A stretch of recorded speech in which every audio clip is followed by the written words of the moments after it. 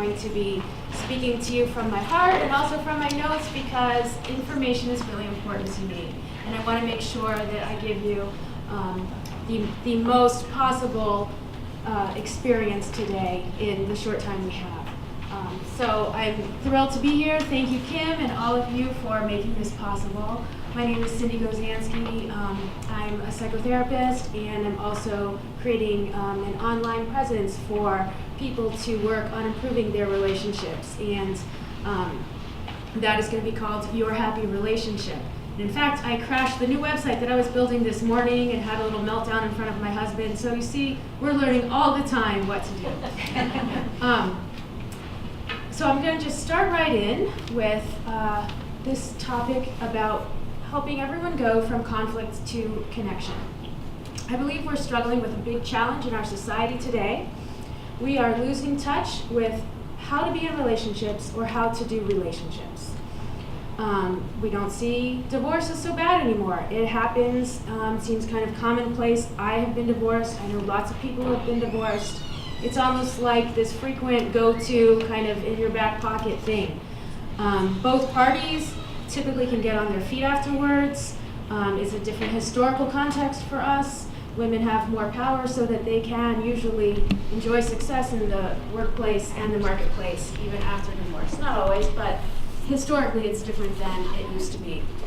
We have a different cultural context where we tend to open up about our relationship problems and confide to friends and family. The sanctity of the relationship gets bruised a little bit when we air our problems with other people outside of the relationship. So there are expectations for marriages too that we see changing in this current society. Our expectations have risen worldwide because what the community used to provide, now we expect of our partner. We expect the partner to be friend, lover, confidant, babysitter, earner, you name it, where before a community was able to step in and fill some of those roles. So as our expectations rise, marital or relational dissatisfaction rises as well. We're learning and experiencing less and less about how to be present and in relationship with each other. Today you've already started becoming more present with yourself thanks to Kim and Laurel, and you're going to have more of that. But because of our social media, the expansion of that and the prevalence, it takes us away from the here and now connections that we make, or the I-thou connections that we make with each other. And so we're less practiced at engaging with our partners in an intimate space, instead of resorting to responding to the latest update or changing your status. We become stuck as individuals when we believe our partner needs to change, when we think they're the ones that need to be fixed, rather than looking at ourselves and what we can change. And I believe we become stuck as a society when we pass this information on to our children, our teenagers, our friends, and our family, saying the other person needs to do the changing. So we can take responsibility for our relationships. We can create happy relationships, and we can model this for the other important people in our lives, and then have an impact as we go through the world. So I'm here to talk to you today about going from conflict to connection in your relationships, and I'm going to give you some strategies to make this happen.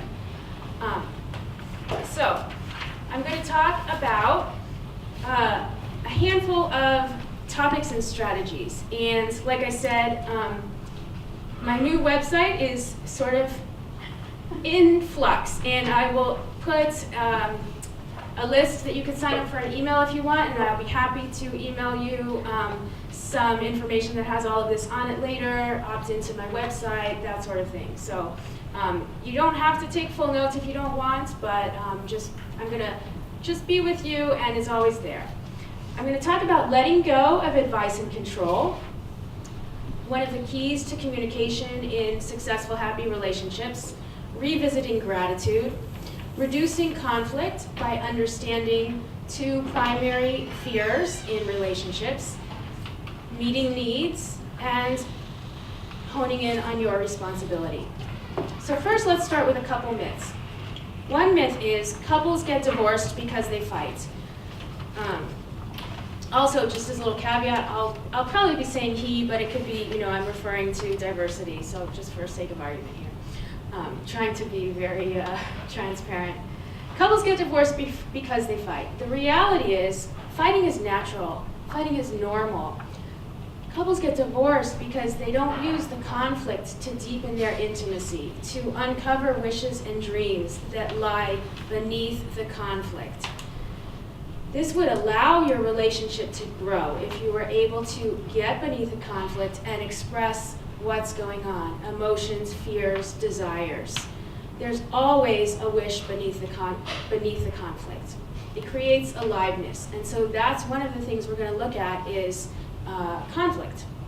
Another myth, which is similar, is talking things out always resolves problems. A lot of people go to therapy and they say you should talk things out and you should vent to your therapist and bring your partner in. I'm a therapist. That does not always work, okay? Communication has been oversold as a key to good marriage or a good relationship. Sometimes couples make things worse by actually talking things out. Brutal honesty can backfire. I see this time and time again. It can cause a spouse or partner to dig in their heels instead of making changes in their behavior, the changes that you want to see. Other times we think we're communicating effectively. Really, we're just trying to get them to do what we want, to see it our way, okay? So that almost never works, and it creates an entrenchment in the argument. So let's start with my step one, letting go of advice and control. My tagline for this is, advice is the enemy. I know none of you is going to want to hear this. And I'll speak more about taking the action before you really understand how it works, action before clarity in this case. So let's just follow along. How many of you have ever told your partner how to drive? Like, oh, honey, slow down. Or, oh, no, go that route. That way's better, that way's shorter, that way's faster. Or how to load the dishwasher. Right? Or have you had to follow them around from room to room, redoing whatever task it was that they were doing, that they just did? Believe me, I do a lot of de-escalations with my couples around household chores. Every time they say, oh, we have to talk about the dishes, I'm like, yeah, let's dig right in. Never about the dishes. So here's the thing. When you tell your partner how to drive or how to load the dishwasher, or when you suggest what they should eat or what they should tell their boss, you're sending them the message that he or she is not competent. You're sending them the message that they're not capable and that they can't figure it out for themselves. Ouch, right? We don't want to have that message for us. We do this just kind of impulsively. It's a reaction. We think we're trying to give them something that will improve them, be helpful behavior. What happens, though, is they hear your suggestion. They hear this, quote, helpful advice, and it comes off as critical. They sense your disapproval, like she thinks I can't drive, that you don't think they're capable. I know the intentions are good. You think you're going to actually have an impact, that they're going to do it differently, which is really, again, just the useful information so that they do it your way, right? But it does make them feel inadequate, not good enough, and then, you know what? You can also come across as nagging and critical. I know that if you've been accused of being critical or nagging, it doesn't feel good. It might be true, and it still doesn't feel good. We don't like ourselves. So part of what I'm also talking to you about today is how to have a better version of yourself so that you feel better in your relationship, right? So that you feel like, I don't like myself when I'm always telling him or her what to do or being so controlling or nagging. So when you do that, your partner gets upset at you. They respond one of two ways. Typical response, either withdraw and shut down, right? They go away, they withdraw, Or they attack, they get defensive and angry. So it's either withdraw and attack, poke the bear, or hide, okay? So here's the thing. Your partner has been choosing what to wear and driving for years before you met them, right? For years, doing just fine. And I know that you are with, or you want to be with, someone who is already smart and capable. That's what initially drew you to them. You saw that person as a smart and capable and competent person. That's sexy and attractive. And that's still there. But we start getting into this behavior, which if we witness, as Laurel suggested, we'd see what we're doing and the impact it's having. So let's say your partner is going to do a load of laundry, and you say, it's just a simple thing. Be sure to use hot water. Right? That goes right back into, you think you're being helpful, but he hears it as critical. So this is your chance to just slow down and decide, is it more important to have your clothes washed in hot water, or to have your partner feel that he has your approval, that he's good enough? You know, these are like choices we make all the time. It sounds sort of silly, but it goes a long way toward smoothing out your communication. And starting to make your partner feel appreciated, and then they, in turn, usually show you something that's softer and more appreciative back. It changes the dynamics on your side of the relationship when you take something like this to heart, you know, not saying or doing that helpful suggestion or giving them that piece of advice. Your partner might start to notice, wow, she's not following me around from room to room, or she's not always criticizing or telling me what to do. And then they might become more curious, it's less triggering, right? And they might start turning toward you. We call that, they're turning toward you as like a bid for connection. That's all we want in a relationship, is to have that opportunity to connect with our partners. So the challenge for this first step is, whenever you're about to give advice, remember that advice is the enemy. Instead of saying the helpful thing, just don't say anything. And then if they actually do a task, just say thank you, without adding anything like, something else, but you didn't, or whatever. And I'm going to talk to you more about that specifically. So again, this is one of those things that's really hard to swallow. I have trouble with clients all the time when I suggest this, and we work on this time and time again. You have to just try it. You just have to make this different move, because you take the action first and the clarity will follow, as will the confidence. You just have the courage, you just have to have the courage to try. You take that action and you'll start to see your partner's response differently when you are not presenting as the one always telling them what to do, even though you still know that it's like your way of being helpful, but that it's not received by the partner as helpful. So it's not your fault, it's just a shift in how you do things. So I'm just saying, try it out. Okay, step 2 is about the key to successful communication. There are 2 categories to communication in a successful, happy relationship. And so they are, it is either helpful or not helpful. And the kicker is, there is no neutral. There is no in between. So I'm going to say this a lot. There's no neutral, which means you're going to have to choose before you say or do anything, whether you're being or saying something or doing something that's helpful or not helpful. It's tricky because, going back to step 1, we often think that giving suggestions, correcting them, or offering advice is helpful. But it's not. It falls into the other category. So you see how connected this is, and it's very tricky. Helpful communication looks like this: saying or doing things that make your partner feel respected, smart, and capable. And sometimes, if you're not feeling that way about your partner in the moment, helpful communication is being silent and not saying that thing at all. That's really hard to do, I know. We know our partners and how to push their buttons and how to trigger them, and so it's up to us to be able to slow ourselves down a little, use some of the mindfulness we're learning today, and decide, is what I'm about to say or do going to be helpful or not helpful? There is no neutral, and I'm going to give you some examples of this as well.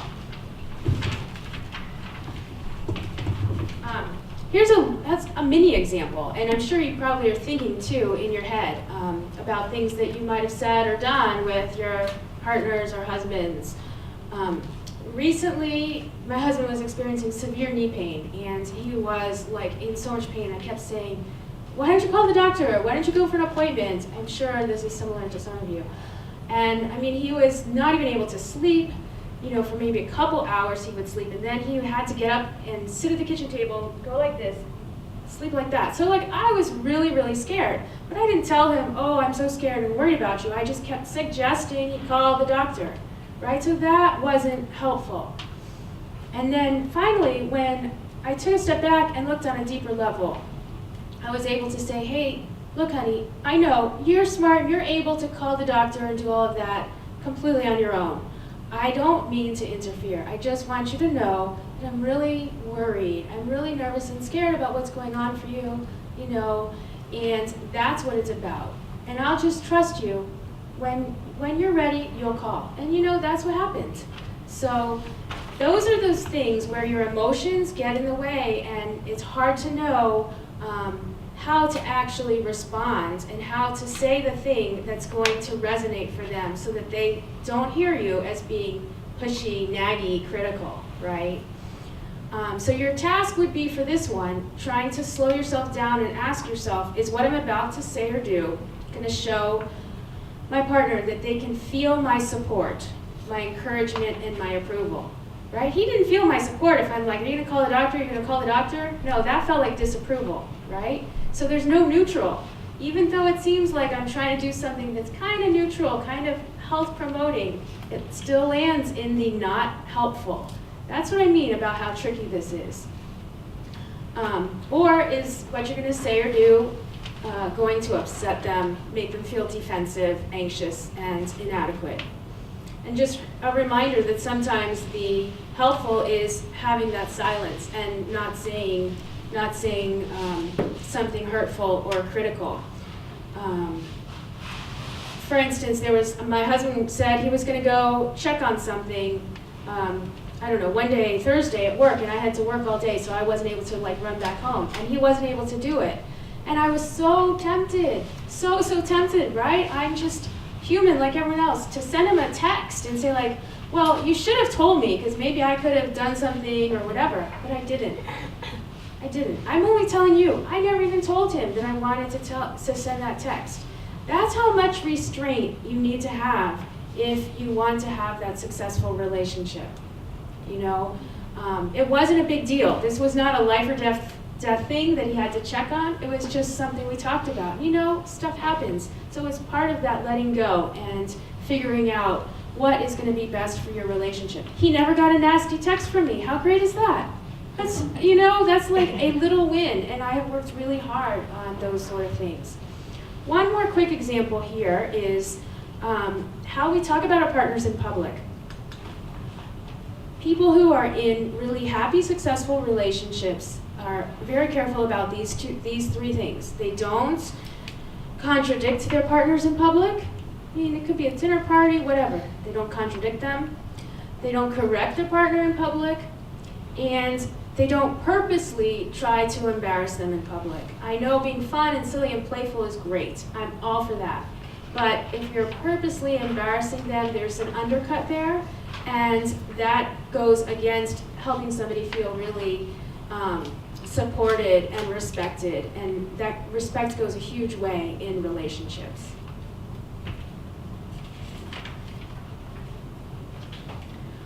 Another piece I wanted to talk to you about was on gratitude. Gratitude revisited. With all the buzz about being thankful and having gratitude, I think we still mess this up with our partners. What approach do you take if your partner does something around the house? Do you drive him out with what he did wrong, or do you draw him in with what he did right? Just think about that, right? If you give them a chore to do, or you ask them to do something, do you draw them in or push them away? most of the time our complaints center around what they didn't do according to how we like it done, right? And sometimes, even when we thank our partner for doing something, we add in a little extra. Starts with the word but. Almost always. I call it the but, B-U-T-T compliment, right? The but compliment. Because it sounds like this. Thank you for washing the dishes, but you didn't clean the counters. Or, thank you for doing the laundry, but you should use hot water next time. You look great in those jeans, but that other shirt would look better. Okay? Your partner hears only the part with but on. He doesn't hear the first part. So this is what they hear. You didn't clean the counters. You should use hot water next time. The other shirt would look better. Ah, another ouch. Right? So this is when he only hears the critical, nagging part, and the gratitude and the compliment just get thrown away. So if you go back to that step one and remember about letting go of that advice and controlling side, all you do is say the first part. Thank you for washing. You might think, oh, there's tons of fears. There's so many things that people are afraid of, men and women in relationship. But it can be boiled down to really these two. Fear of inadequacy and fear of disconnection. Typically, the woman has that fear of disconnection, feeling afraid of being rejected or isolated or abandoned. And that often translates into that emotion of anxiety, okay? So you feel, here's the thing, you can start with this positive intention. I love that Laurel brought in the word discipline because it does require some discipline to do this. You have to practice it. It's just those easy junk miles that we practice all the time. So what you want to say is think about how you could meet this need in a different way. You might say, instead of, are you kidding me? You're asking me to do one more thing? Are you kidding me? I love this person. Of course I'll do it. Are you kidding me? I love this man. Of course I'll do it. Here's an example. About a month ago or so, my husband, he's like very forgetful, right? So I could nag him all the time about being forgetful. Forgets his phone, this and that. He had an important file on his desk. He forgot it. He had already come in town. He texted me, could you bring the file for me, drop it off at work in town on your way to work? And I'm thinking, are you kidding me? That means I'm gonna be late for work, or I'm not gonna be able to like do my makeup the way I wanted, or whatever. How am I gonna get to the parking garage on time? And so I go through all this, are you kidding me? Not one more thing. You should have remembered, you should have remembered yourself. Do I have to put in your car for you? But instead, I tried this, I practiced this, right? Someone's teaching me these things too. So I said, of course, I love this man, I'll do it. You think this in your head. You don't have to say it out loud. You can just think it in your head. Although I'm sure they would love to hear you say that. Are you kidding me? I love you, of course I'll do it. And so that's the courageous step that I would challenge you to try. You could just even write it down. You don't have to implement it right away. So what's next?